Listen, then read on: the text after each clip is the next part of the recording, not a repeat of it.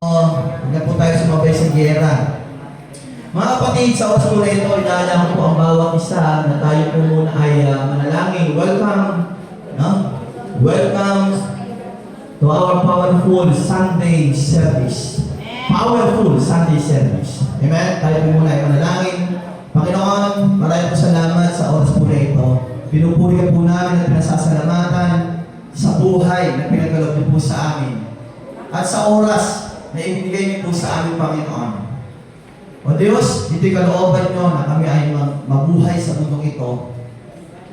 Itong Sunday na ito, Panginoon, sapagkat may kalooban niyo sa amin. Isa po sa aming Panginoon ay may taglay sa aming pong puso. Kung saan, Panginoon, ay naninibugho. May mga pag-aalinlangan sa aming isipan. May mga umiiral sa aming pong puso at isipan na hindi po namin makontrol. Kaya Panginoon, sa oras na ito, dalangin po namin ang kapayapaan na igawan niyo, Panginoon, sa bawat isa upang mapakinggan namin, Panginoon, ang inyong pong mga salita. Panginoon, patawarin niyo po kami sa oras na ito, sa aming pong mga kasalanan. Sa inyo po ang kapurihan sa pangalan ni Jesus. Amen. Hallelujah. Palakpakan po natin ang Panginoon.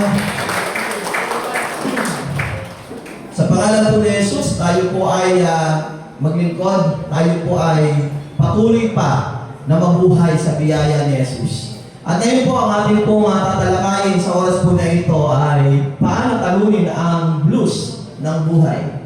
Meron po isang kwento at ang kwento po na ito ay magkalaban ng dalawang hayop, no, sa kagubatan. At ito po ay ang kuneho at ang isang tigre.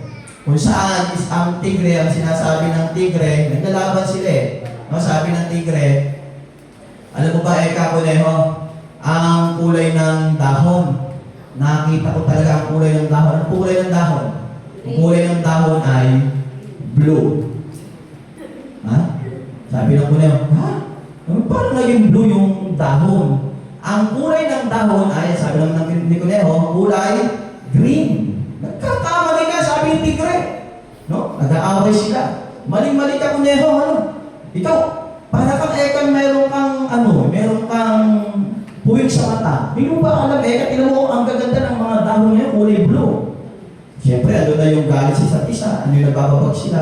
Tigas pagka Ekan ng ulo mo, tigre. Kaya pa naging blue yung dahon, green na green naman yung dahon. You know, kinakain ng kabayo, kinakain ng kalabaw, kinakain ng kambing. Diba? Pati kinakain ng tao, green na green. Ngayon, hindi sila makontento kasi dalawa lang sila nag-uusap. Pagkayarin nun, sila nagpunta po sa hari ng kagubatan, ito yung leon. Sabi po ng tigre, ay, haring leon, alam mo ba, Eka? No? Nag-aaral kami na ito ni Kuneho, ayaw maniwala sa akin na ang kulay ng damo ay kulay blue. Sabi ni leon, ha? Sabi naman ni Kuneho, di ba mali? Kaya gano'n ni Kuneho kay Hari Leon. At ang sabi ni Kuneho, na ang kulay talaga ng dahon ay berde. Ngayon, tumindig ngayon itong hari, dahil hari siya. Sabi ng hari kay Kuneho, alam mo Kuneho, alam mo tigre. Kuneho, alam mo, tama si tigre, na ang kulay ng dahon ay blue. Ha? Napakanga si Kuneho. Kakamot ka mo. Nag-isip, putik ang maniwala. No? Maniniwala na si Kuneho. Ang sabi ka niya ng Haring Leon, sige, ikaw, tigre, makakaalis ka na, tama ka. Na ang kulay ng dahon ay blue. Ano po kayo ng dahon? Purple na. Naghalo mo na. Okay, so ngayon, sabi ni Kuneho, nag-ansya. Yung damdamin niya, nalilibog. Galit na galit. Parang yung katabi mo ngayon, galit na galit. Sabi niya ngayon ko niya, Haring Leon, bakit mo naman sinabing ang kulay ng dahon o damo ay kulay blue? Alam mo, Kuneho, tama ka. Na ang kulay talaga ng dahon ay berde. Pero, hindi ka magiging tama kay tigre, dahil si tigre, hindi siya marunong makinig. Kaya, lagi kang talo kay tigre. Kaya kahit na-insist mo yung tama, mali pa rin sa kanya kasi ayaw niya pakinig ng mabuti. Kaya, ano ang dapat mong gawin? Iwanan mo, pakinggan mo lang, at tumahimik ka. At darating yung punto na malalaman niya yung tama. So ano po ang aral po dito? Hindi mo naman kailangan ito yung tinatawag nating challenge sa buhay po natin. Na kung saan tayo, may mga times, dami, na tayo ay may pinapakinggan, mayroong ini-insist sa atin na ito yung tama, ganito ang tama, ganito ang gusto ko, ganito. May mga ini-insist tayo na minsan mali sa buhay natin. At yung kapwa din natin, alam natin mali sila, pero parang naliligo pa rin yung puso natin, yung mga katrabaho, mga kaibigan, no, kaeskwela, o minsan magulang ko pa, parang sa tingin mo, mali sa'yo. Pero ito yung mga pagkakataon na kinachallenge tayo ng Panginoon kung paano natin sisikapin at tatalunin yung gawain ni Satanas. Hindi naman ibig sabihin Satanas yung ating kaibigan, Satanas yung ating. Ito yung pagkakataon na kung paano ka mag-iilaw sa kanya. Amen po? Kaya po tayo mga kapatid, sikapin po natin yung pagkakataon na maging malawak at maging positibo tayo sa lahat ng bagay. Amen po? Kaya po ang kulay ng damo ay hindi na po ngayon alam. Green. Okay? Papalapan po natin ang Panginoon. Paano po natin tatalunin ang mga blues sa ating buhay? Sabi po sa Awit 42 verse 5, bakit ako naglulumo? Bakit ako nagkaramdam? Sa Diyos ako'y may tiwala, siyang aking aasahan. Diyos na tagapagligtas, muli ko siyang aawitan. Purihin po ako ng Panginoon ang kanyang mga salita. Sapagkat sa pagkakataon po na ito po yung sulat ng anak kung saan sumulat po kay si David, na kung saan din ito po ang isa sa mga sulat din ng anak ni Korah sa aklat po ng awit, na kung titingnan po natin mabuti, ito yung malaking kaugnayan sa ating buhay. May malaking kaugnayan sa ating buhay. Paano nga ba natin tatalunin ang mga blues ng buhay natin? Sa blue po, pakibalik yung pinaka-title. Sa blue, meron po tayong tinatawag na mga letters. Ilan po yung letters po sa blues na ito? B-L-U-E-S. 5 po, kung saan, ito po mga blues na to ay meron pong, ito po yung acronym na meron pong kaugnayan sa ating pong pag-uusapan. Una po, sa blue ay yung letter B. Ang sabi po dyan, believe the positive. O, maniwala sa mga positibo. Amen po? Sabihin nga po natin, positibo. Positibo. Ang sabi po sa aklat ni Filipos chapter 4 verse 8, bilang pagtatapos, mga kapatid, lagi ninyong isaisip ang mga bagay na karapat-dapat at kapuri-puri, mga bagay na totoo, marangal, matuwid, malinis, kaibig-ibig at kagalang-galang. Dito po, tingnan natin mabuti dito yung anumang kapuri-puri. No? Karapat-dapat, mga bagay na totoo, marangal, matuwid, malinis, kaibig-ibig at kagalang-galang. Ito po yung dapat nating isaisip. Ito yung dapat nating bigyan ng pansin dito. Sapagkat, una, maraming Kristiyano ang mas naniniwala sa mga negatibong bagay kaysa sa mga positibo. Hinahanap nila o natin yung mga bagay na makaka-degrade sa ating sarili o nakapagbibigay sa atin ng panghihina. Hinahanap at pinagtutunan ng pansin ang lahat ng masasamang nangyayari. Sa panahon ngayon, ang dami ng masasama na nangyayari. Amen po? No? Kung saan, biblikal naman po na talagang nagkakaroon po ng digmaan ang karating bansa. Kung saan, ito'y nagiging nagkakaroon na po ng malaking factor sa ating ekonomiya. Ang pagtaas po ng kauna-unahan, syempre, walang iba kundi ang nabis. Amen? Ang pinagkukunan po natin. Ang dami nung kagabi po, gabi na bago tumaas po ito, ang daming nagpapakarga po ng langis talaga, ng gasolina. Kung saan dati yung mga panahon po ng ating mga nanay, tatay, 20 lang ang presyo ng langis, regular, gasolina. Ngayon ay naging 50-something. Ngayon ay naging 81 na, no? Ang diesel. Samantalang ang premium po ay napakataas na rin, nasa 61. So, ibig sabihin, dito po nakita natin yung pagbabago. Buti yung nakikita natin. Pero ano ba yung nakikita dapat talaga natin? Yung galawan ng Diyos. Amen? Dapat ito yung pinagtutunan natin ng pansin. Maraming Kristiyano ang mas madaling maniwala sa negatibong bagay kaysa sa positibo. Dahil sa ilang dahilan na may kinalaman saan po? Sa emosyon, karanasan, at pananampalataya. Emosyon, karanasan, at pananampalataya.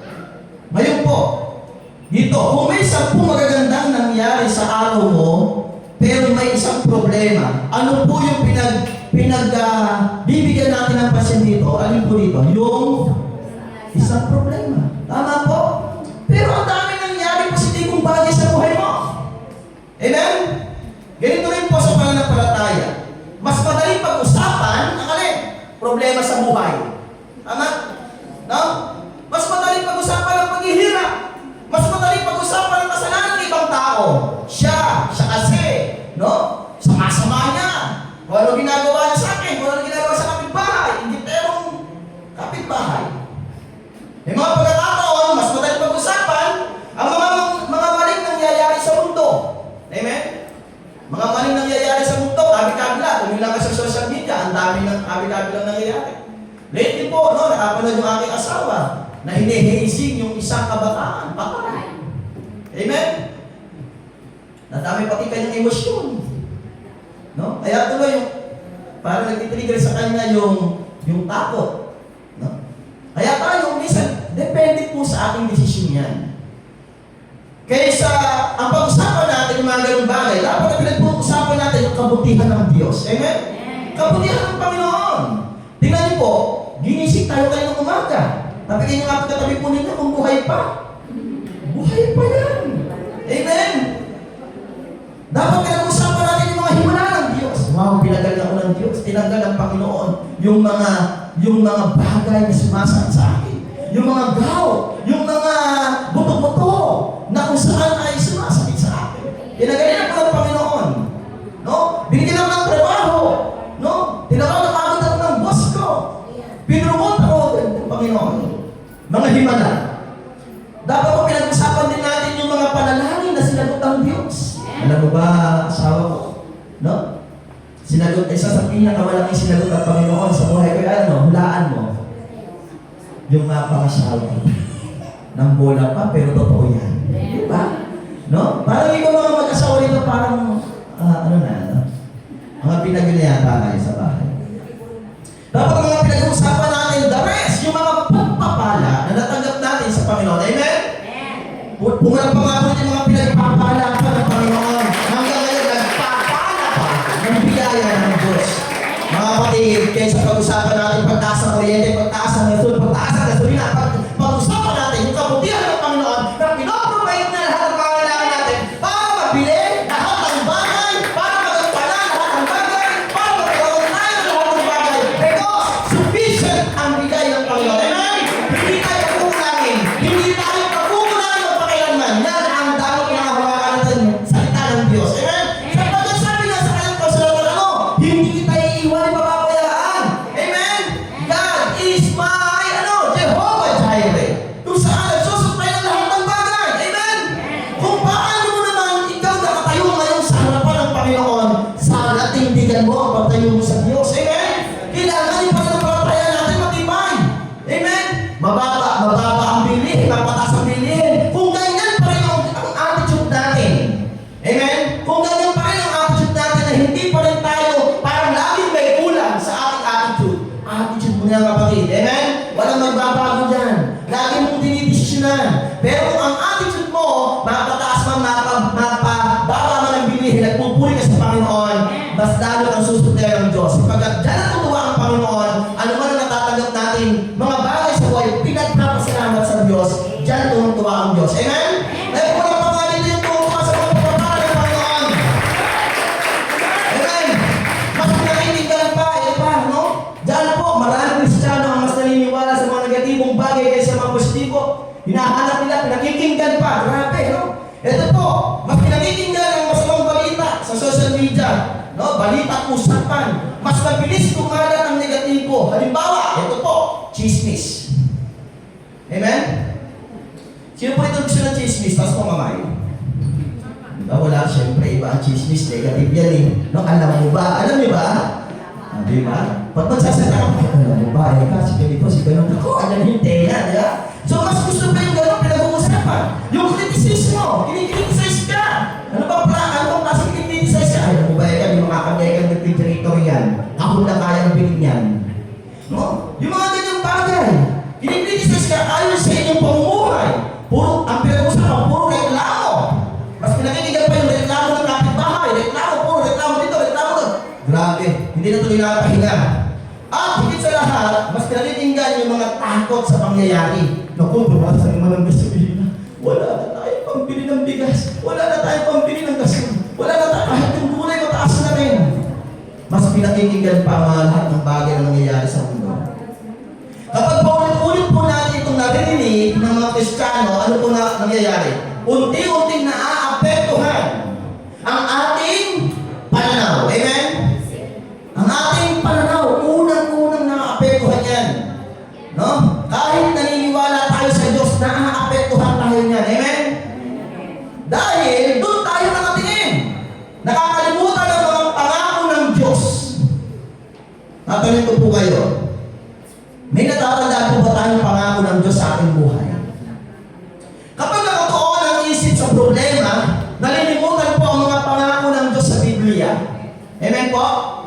O problema mas tinututukan kaysa ang pangako ng Diyos. Ang sabi po sa Philippians chapter 4 verse 8, o Filipos chapter 4 verse 8, isipin ang anumang totoo, marangal, tuwid. Amen? Kaibig-ibig at galang-galang. Nawawala na kapag may problema na. Ganyan po ba? Hindi yan sinabi ng Biblia. Wala naman sinabi kasi dito ang Biblia. Ang sabi ng Biblia, isa-isip ang mga bagay na karapat-dapat kapuri-puri. Mga bagay na totoo, marangal, matuwid at malinis, kaibig-ibig at galang-galang. Pero pag sinabi nga, walang pero yan eh. Yan lang tinutukan na. Dahil yan ang gusto ng Panginoon na mangyari sa ating buhay. Kaya mga kapatid, kung hindi ito pinagnilay-nilayan, mas lumalakas ang boses ng problema kaysa sa boses ng Diyos. Amen? Kapag hindi ka nagnilay-nilay doon, nasabi dito sa Isaiah chapter 40 verse 10, 31, this is my favorite verse, ano? Those who hope in the Lord will renew their strength. They will soar high on wings like eagles. Lahat po na nagtitiwala sa Diyos ay magkakaroon ng lakas katulad ng agila. Amen? Kung ito'y lagi isinasaisip natin, isinisisip natin sa ating puso't isipan, ang ating pananampalataya patuloy na magiging matatag sa Panginoon. Ano man ang dumatal sa ating problema. Minsan mas pinipili natin ang takot kaysa pananampalataya. Ang pananampalataya ay nangangailangan po ng pagtitiwala. Amen? Pagtitiwala kahit hindi pa nakikita ang resulta. Ang iba po sa atin na mas naniniwala sila kapag dumating na. To see is to believe. Ngunit ang dapat mangyari sa mga Kristiyano, kahit hindi mo pa nakikita, sinasapalatayanan mo na. Amen? Alam mo mangyayari ito sapagkat ang iyong pananampalataya ay nasa Panginoon. Amen? Yung iyong kasama ngayon, hindi mo pa naman nakikita yan, di ba? Hindi pa natin nakikita lahat ng mga bagay na mayroon tayo ngayon. Pero bakit natin ito nakuha? It is because ito yung God's will na tinatawag. Ito yung kalooban ng Panginoon sa atin. Yung promotion, nakita mo na ba? Hindi pa! Amen? Pero hindi binigay ng Diyos. Yung trabaho mo, mamaya, nakita mo na ba? Hindi pa! Sapagat ito yung binigay ng Panginoon. And Lord lamang ang nakakaalam po ng lahat ng bagay. Amen? Huwag po natin limitahan. Kapag nalalangin ka, Lord, mapopromote po ako. Nawa ko, mapromote po ako. Tapos pag dilat ang iyong mga mata, mapopromote kaya ako? Huwag po natin paglautan ang ating pananampalataya. Pag sinabi mo, Panginoon, ako'y mapopromote sa takdang panahon at kalooban mo. Sampalatayanan mo yan, kapatid. Darating sa iyan, amen? Panginoon, ako po ay makapagtatapos ng pag-aaral na walang paghihirap sa aking mga magulang. Nakapagtatapos ka ng pag-aaral sa pananalangin. Amen? Nananalangin pa po ba tayo? Kaya po natin matabig natin. Nanalangin ka na ba kaninang umaga? Hallelujah. Kung walang pangkapi na nanalangin. Amen. Minsan, mas pinipili natin ang takot kaysa sa pananampalataya. Tandaan po natin, minsan mga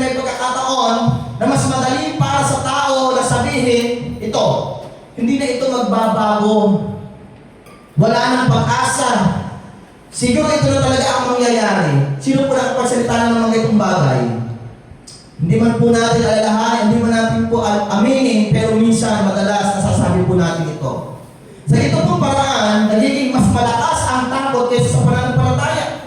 Nawawala po ang pasasalamat.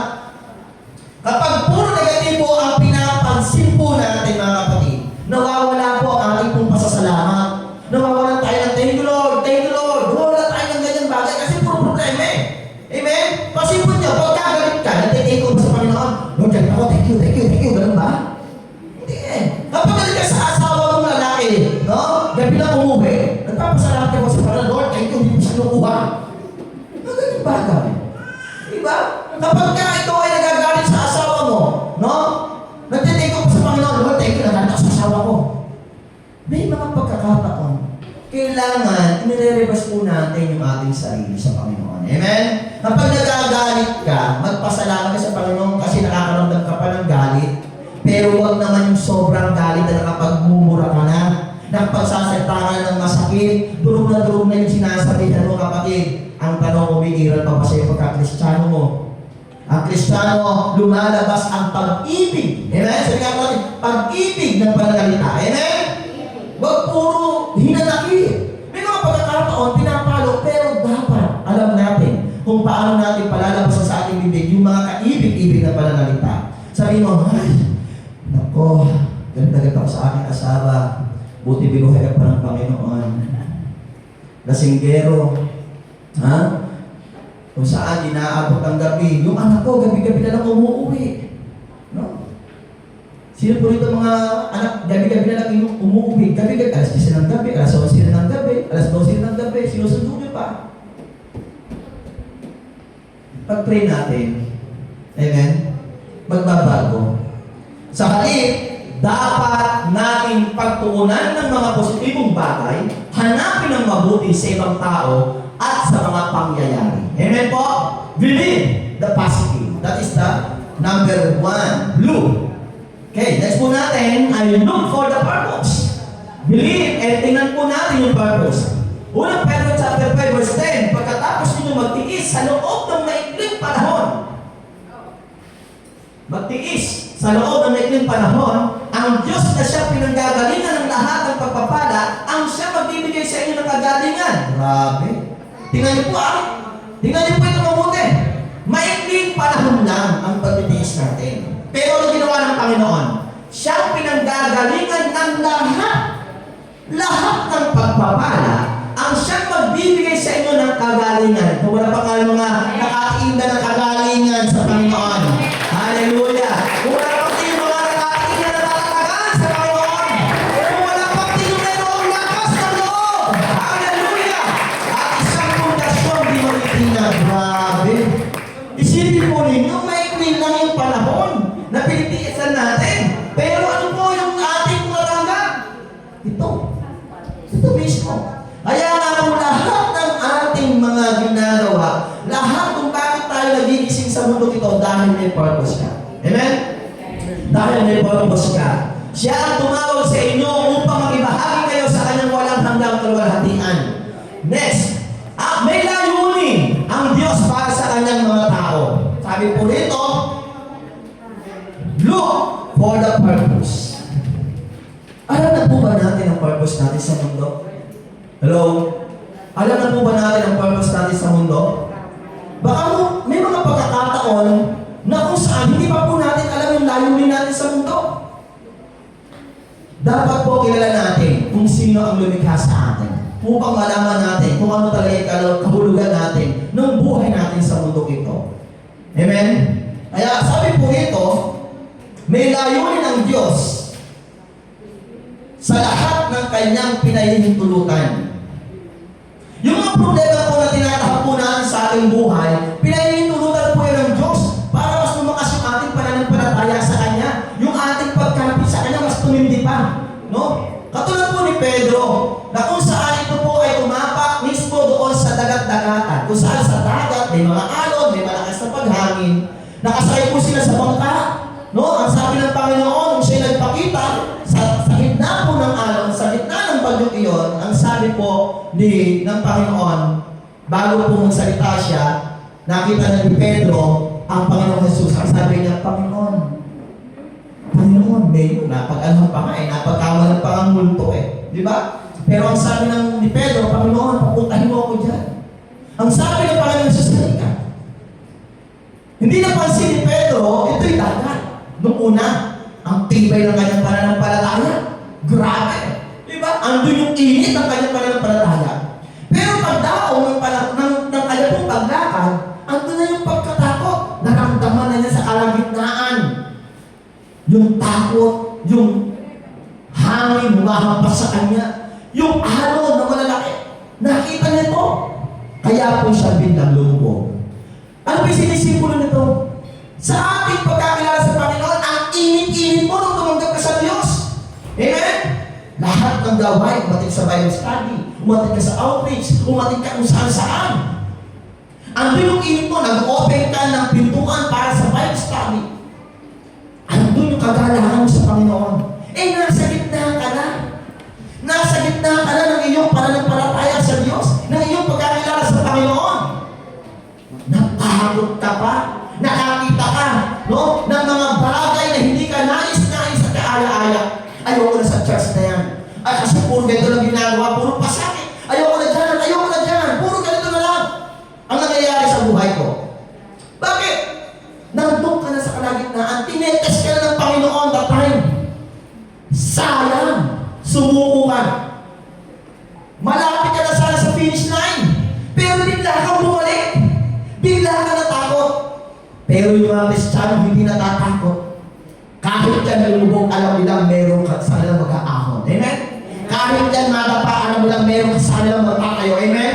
Kahit yan matisod, kahit yan gumulong-gulong, ilang paulit-ulit na gumugulong, alam nilang may Diyos na magtatayo sa kanila para muling lumakad, para muling tumayo, para muling tanggapin yung hamon ng buhay, sapagkat alam po natin na ang Diyos ang kasama natin. Sabi nga sa awitin, no? Kasama natin ang Diyos. Di ako matatakot, di ako malulungkot. Kasama natin ang Diyos. Natakot, nalungkot. Yung mga hindi masyadong nakakapit sa Panginoon, nalalaglag. Amen? Pero dahil kasama natin ang Diyos, hindi ka kahit kailanman matatakot. Sumungin lahat ng bagay dahil ito'y mayroong purpose. Amen? Dahil ito ay mayroong layunin. Amen? Kaya mga kapatid, minsan, sinusubok ang mga Kristiyano upang palakasin at palaguin ang kanilang pananampalataya. Nangako ang Diyos na tayo'y Kanyang palalakasin. Kapag nakikita ka ng hihina, palalakasin ka. Amen? Kapag nagkukulang ka, susuplayan ka lahat ng bagay na kailangan mo. Amen? Kailan ka pinabayaan ng Diyos? Yan ang tanong. Kailan ka pinabayaan ng Panginoon? Pero naniniwala ako, lahat po ng mga nagbabackslide, lahat po ng mga taong umiiwas na sa Panginoon, lahat po ng mga taong tumalikod sa Diyos, mas nakakatakot ang mangyayari. Amen? Sapagkat nakakilala na sila. Alam na nila ang tama. Alam na nila ang mali. Alam na nila ang mga bagay na hindi dapat gawin. Pero tumalikod pa sila sa ibang banda. Ito naman po yung challenge sa atin. Huwag po tayong manghihinawa, mga kapatid. Huwag tayong manghihinawa sa mga kapatid natin tumalikod sa Panginoon. Dahil ikaw ay nakatindi, ikaw ang siyang tatayo para muling maging kaagapay ng ating mga kapatid. Amen? Hallelujah! Mga kapatid, sa oras po na ito, yan po yung letter L. Ano po letter L? Look for the purpose. And letter U, utilize the promise. Gamitin ang mga pangako. Romans chapter 15 verse 4. Ano mang nasa kasulatan noon pang-una ay nasulat sa ikatututo natin upang sa pamamagitan ng pagtitiis at sa pagpapalakas ng loob mula sa kasulatan ay magkaroon tayo ng pag-asa. Grabe. Tingnan po ninyo, mula sa Old Testament, noong mga panahon na kung saan, no? Ginawa ng Diyos na palayain ang mga basta-basta nangyari ng mga panahon na yon. Amen? Sapagkat ang panahon na yon, binigyan ng pangako ng kasino? Si Moises. Sasamahan si Moises na hindi marunong magsalita, na hindi marunong magturo.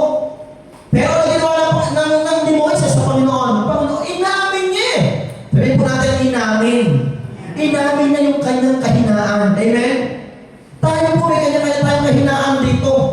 Pero may mga pagkakataon, mahina na nga tayo, nagmamayabang pa po tayo. Amen? May mahina ka na nga, pinipilit mo pa rin. Mahina po yun. Kaya kung ano po yung kahinaan po natin, mahina ka sa pagtutulong, mahina ka sa pag-evangelize, mahina ka sa pagsama, mag-open up ka. At nandito ang mga trainings natin, nandito yung mga kapatid natin sa pagpapalakasan upang maturuan ka. May mga pagkakataon sa buhay po natin, naglalakas-lakasan na lang tayo.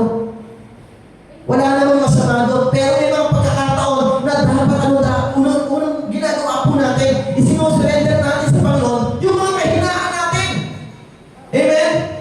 Mahina ka na pala doon mismo sa panonood ng mga bagay-bagay, pero pinapanood mo pa rin. Takot ka, pero nanonood ka pa rin ng mga nakakatakot. Diba? May mga pagkakataon sa buhay natin na mahina ka na pa sa temptation. Ano pa yung mga temptation? Sa paningin, sa panlasa, sa pandama. Mahina po tayo sa mga ganyan bagay. Ano dapat gawin natin? I-open natin sa Diyos. Lord, bigyan mo ako ng control sa pagsasalita, control sa paningin, no? Sa social media, hindi mo maiwasan mag-scroll, may mga napapanood tayo, mga hindi magaganda, eh? Pagka gano'n, pinapalikan pa, mahina na nga. Kaya mga kapatid, humingi tayo ng karunungan sa Panginoon. Ang sabi po nito, may ilang Kristiyano na walang tagumpay dahil pinababayaan nila ang pangako ng Diyos. Kaya nawawala sa kanila ang maraming pagpapalat pinangako sa salita ng Diyos. Grabe. Tingnan niyo po mabuti. Kristiyano na walang tagumpay, bakit po? Ano dahilan? Dahil, pakipasa po, pinababayaan nila ang mga pangako ng Diyos. Nagtataka ka pa kung bakit ka nagkakaroon ng mga problema sa buhay, tagok-tagok dito, banda ron. Harap-harapan, maging sa likod, meron kang mga problema. Nagtataka ka? Bakit? Tingnan mo muna yung pinaka-ugat. Amen? Ano ba yung pinaka-ugat na dito? Sapagkat dito, makikita po natin dito, yung bagay na tayo ay nagpapaya sa pangako ng Diyos. Hallelujah. Wala naman po dito nagpapapaya sa pangako ng Diyos. Amen? Sabi diyan, ang Diyos ay nagbibigay po ng maraming pangako sa Kanyang salita. Ang Biblia po ay puno ng pangako ng Diyos sa Kanyang mga anak. Mga pangako ng ano? Tulong, kapayapaan, gabay, pagpapala, at tagumpay sa lahat ng pagsubok. Yan po ang mga pangako ng Diyos. Halimbawa po, mabigay tayo rito ng kasulatan. At sa aklat po ng Joshua, chapter 1 verse 8, sabi po rito, na kapag ang salita ng Diyos ay pinagninilay-nilayan at sinusunod po natin, magiging tagumpay ang landas ng tao. Kapag pinagninilay-nilayan po natin, katulad po ng binibigay po ni Brother Ralph, yung mga pamphlet po niya, sino po nagbabasa nun? Amen. Kung wala pa nga po yung mga nabibigyan ni Brother Ralph, praise God. Alam mo po, kapag yun ay pinabasa po na yun, may application pa eh. Diba? Mas tumatagal po tayo sa pananampalataya. To be honest po sa atin, nakapagbabasa po ba tayo ng Biblia? At dahil minsan hindi ka nakapagbabasa ng Biblia, pagka inopen mo mismo yung binigay po ni Brother, hinihimay-himay na po yun. Hinihimay-himay na po yun. At yun po yung magiging kalakasan po natin. Dito lang po natin matatagpuan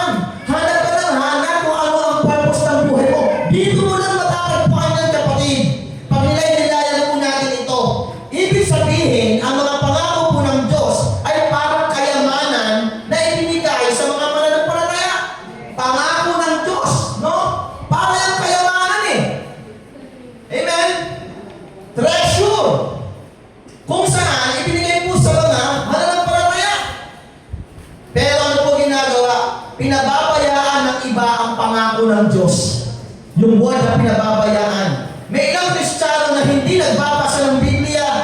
May ilang Kristiyano na hindi pinagninilay-nilay ang salita ng Diyos.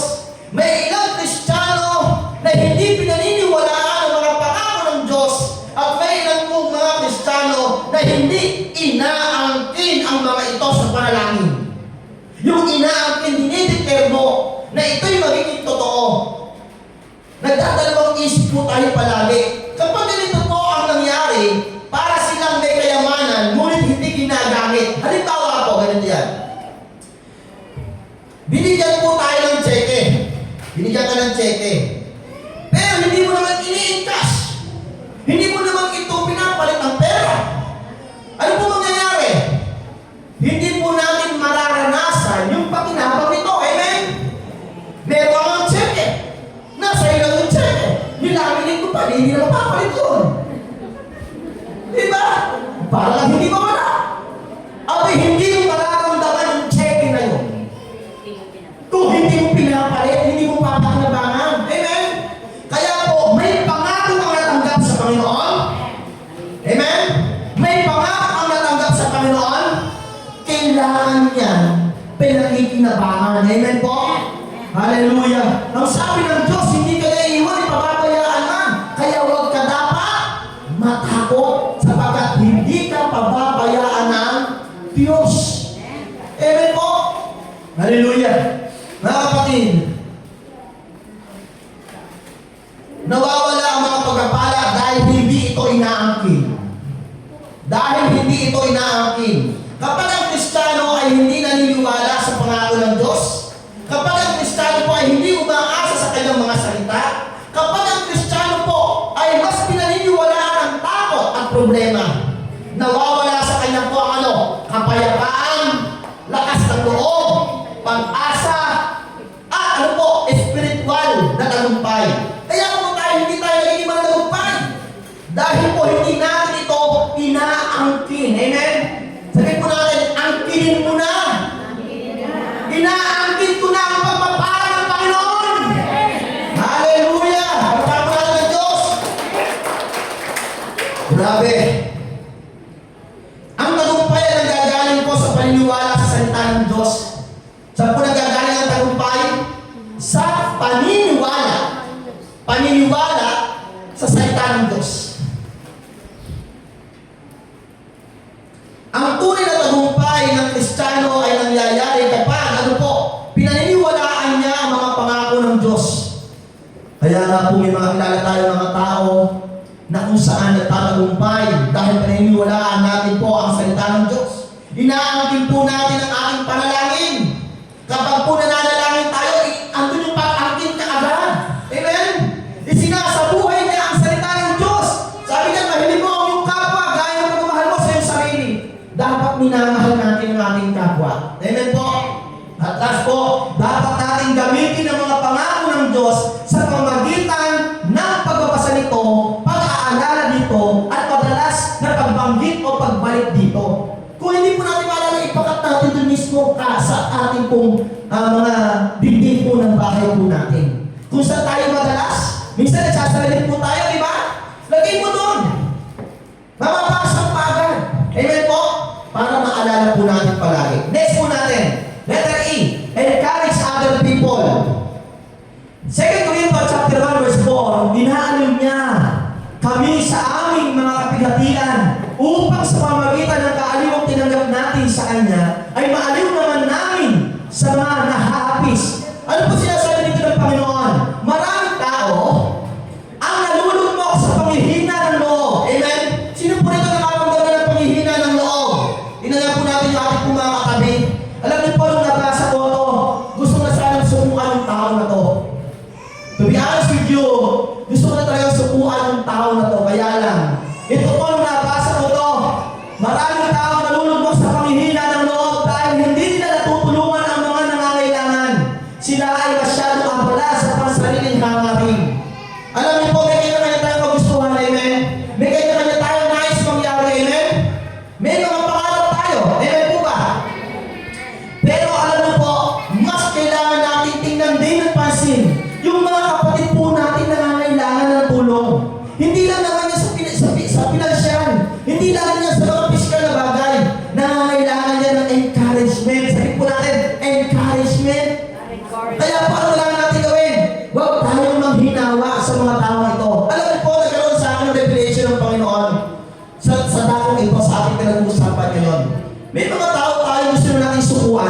natin sukuan.